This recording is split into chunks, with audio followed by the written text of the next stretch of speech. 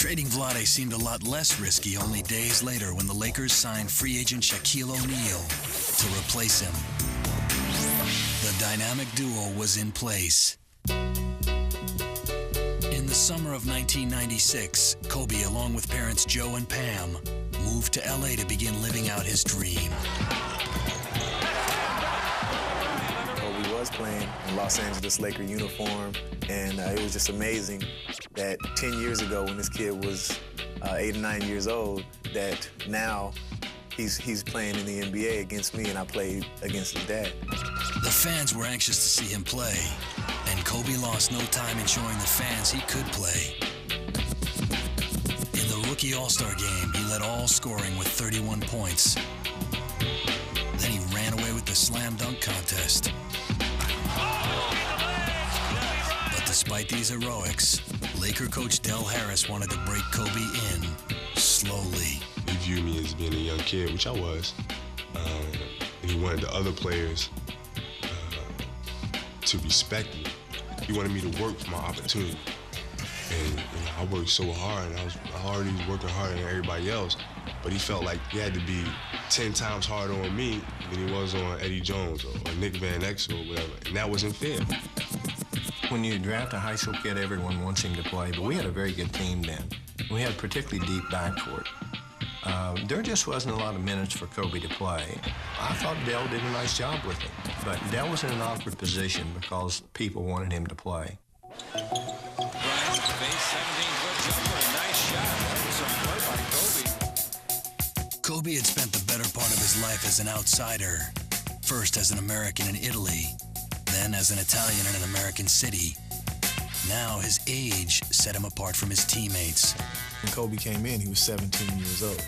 So here you have somebody that's making the jump from high school to the NBA. Not only that, but he's surrounded by grown men from 21 up to, almost 40 years old. After a game, if a guy wants to get together and go out, have a drink or, or something like that, Kobe can't participate. What do I want to go in the bar for? I don't drink. I'm underage anyway. I don't go down there for. Guys go to strip clubs. What do I go to the strip club for? For what? I'm here to play basketball, man. I didn't do that type of stuff. But there was more than just an age gap separating Kobe from his teammates. The Lakers had a problem with his tendency to shoot the ball almost every time he touched it.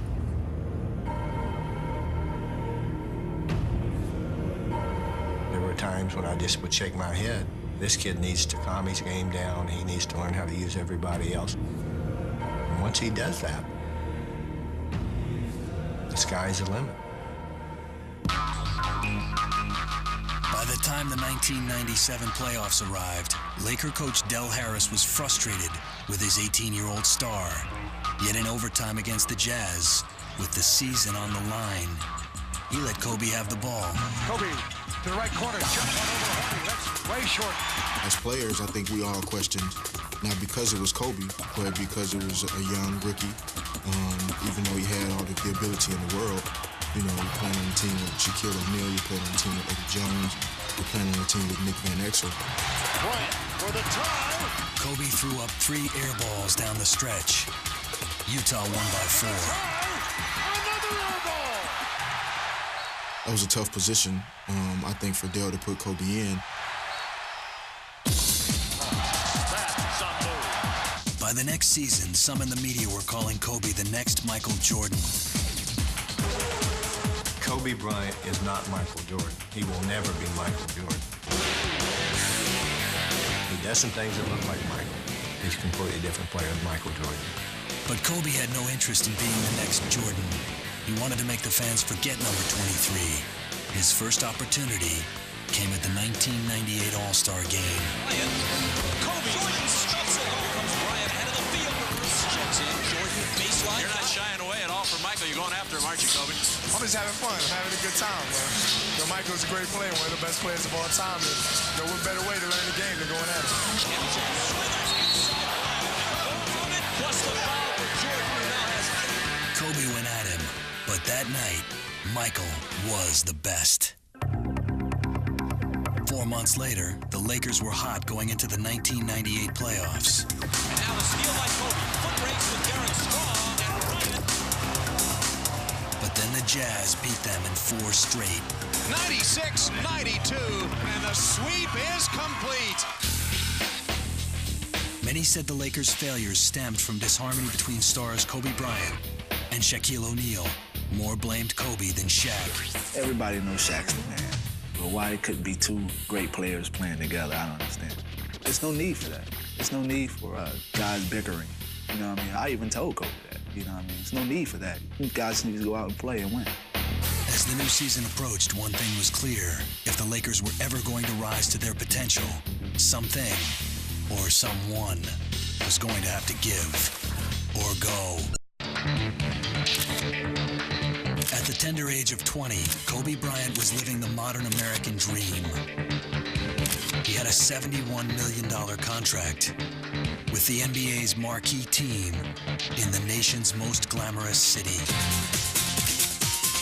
He was wildly popular with the fans, especially the young ones.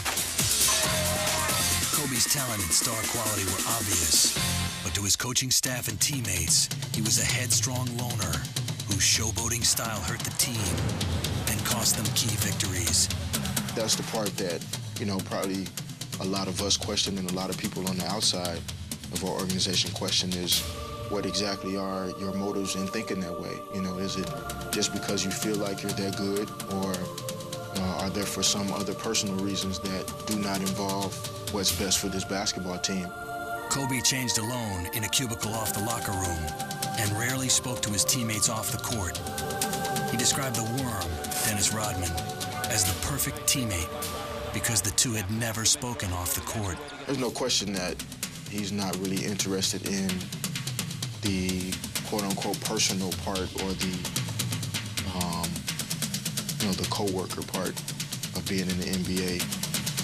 I think Kobe growing up in a different era and growing up overseas in Italy, he has chosen to be a loner because if he looked around, there's not another Kobe Bryant. The fact that we don't go out and hang out in clubs or go out to movies together, I think it's simply because he enjoys his privacy, and his privacy vanishes as soon as he steps out of his room.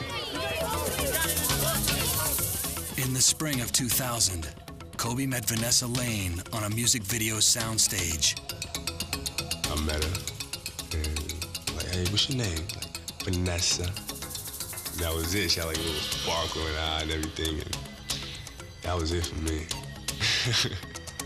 The relationship left him with even less time for his teammates. Magic had a comment that I had to hang out with the team, and go to clubs and go to bars and that in order to build team camaraderie for us to win. And, I respect Magic so much, but to me, that was just an off-the-wall statement. You know what I mean? Because, how is that going to make us win a championship? For me to go out to a club and hang with the guys and do this, that, and the other. There are other ways we can go about doing this. Kobe kept his distance from the other Lakers, and although neither man would admit it, he was stuck in an ugly rivalry with the other star of the team, Shaquille O'Neal. They're like, worrying about whose team it is, who has the most commercials and all of these other things.